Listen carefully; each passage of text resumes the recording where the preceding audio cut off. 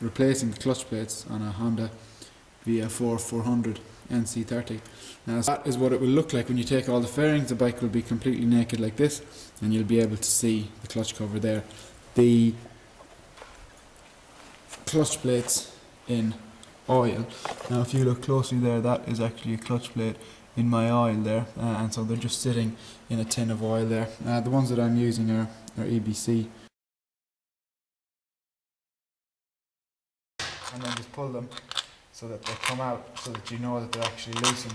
Now what's easiest to do, rather than actually lose where the bolts go, it's just easiest to just have them loosened enough so that you can pull it off. Now like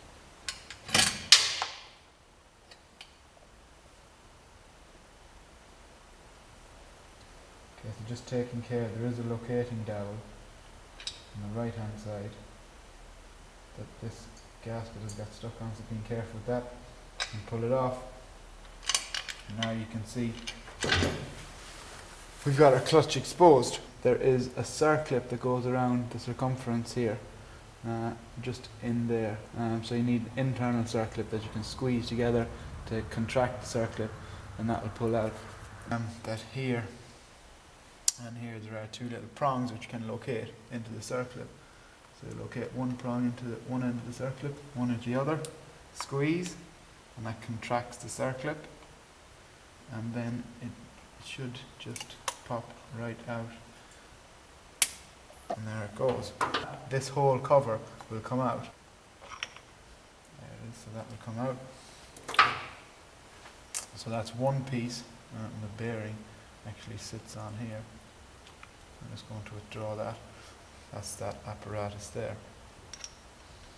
So that sits in there like that, and obviously this push rod bit can come out, and it inserts on there. So when you're putting it back together, that just sits on the push rod, and then that sits in on top of it like that. So we're gonna, now we come to the bit that stumps everyone, and is actually the clutch nut that's in here. Now this nut is castellated. Let's talk about removing the clutch nut. So what there is on the clutch nut has got a bit of a lip that goes all the way around the outside, and now what that lip is suitable for is it's actually bendable. So what you're supposed to do is when you put on the nut, you're supposed to stake it, and what staking it is essentially getting hold of that soft rim and just giving it a tap so that it forms a bit of an indentation, and the indentation goes in there.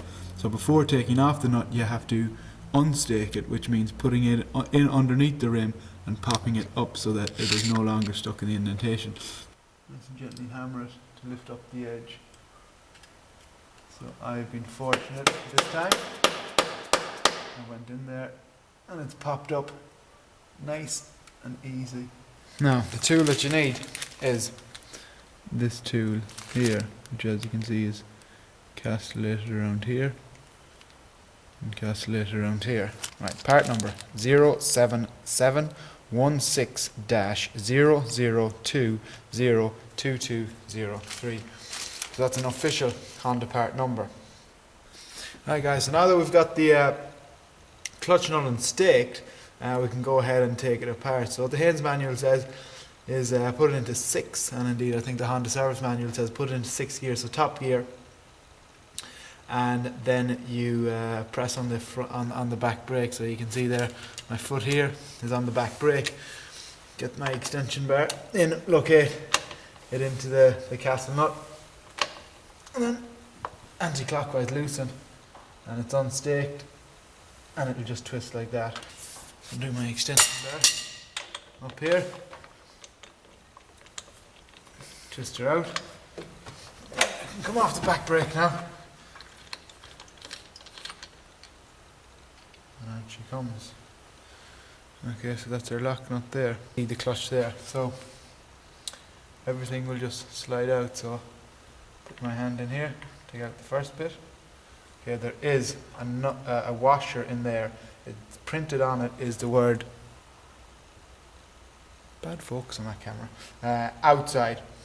2, 3 of them. Okay, 1, 2, 3. Okay, they all sit in the same way. Put that aside. Okay, and now for where the main part of the clutch comes apart. So now you take this big outer piece of aluminium here, Okay, and that pops out.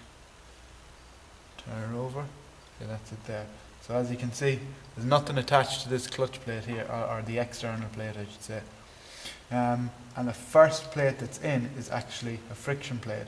So that's a friction plate. In there is a steel engine plate. Take out the steel engine plate, and then behind it is a friction plate. Take out the friction plate, in behind it is another steel engine plate, and so on and so forth. So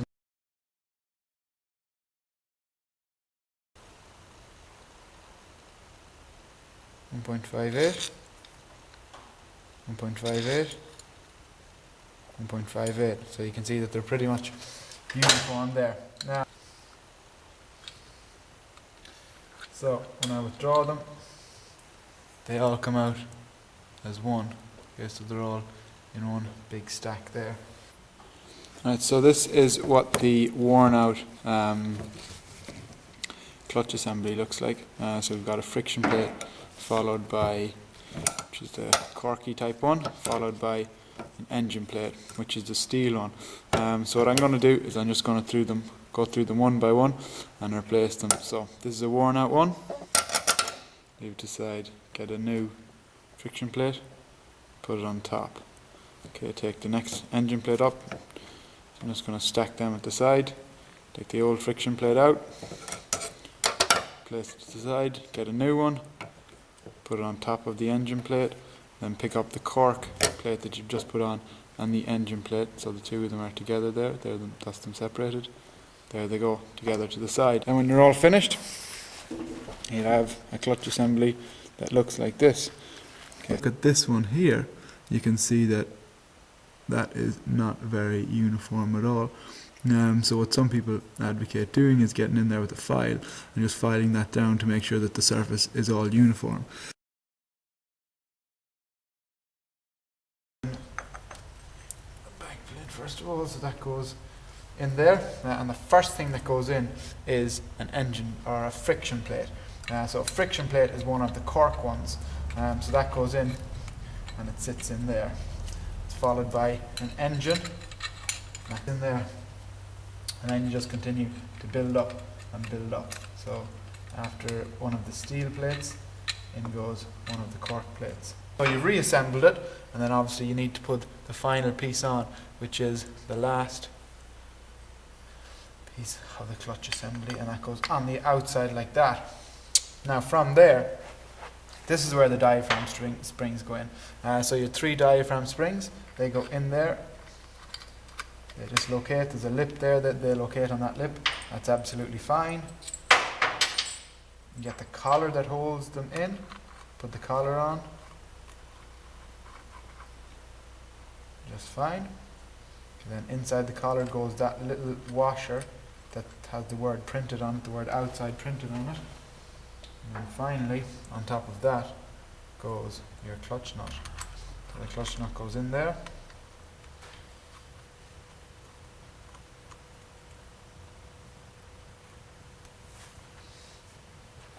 Okay, so now the clutch nut went on. So just recapping on. So the clutch nut. Alright, so once the clutch nut has been all tightened up and torqued up, then you're going to see where your indentation is here. You're going to get a chisel or something of the sort, or a screwdriver, and just get here, get in on the indentation. Down it goes. Down it goes. Dewberry, I don't know what the name of that is. Slip it onto the clutch push rod. There it is, it's located in there. Then take this part, which is an outer part of the clutch with the ball bearing in situ in there, and that slides on just in there.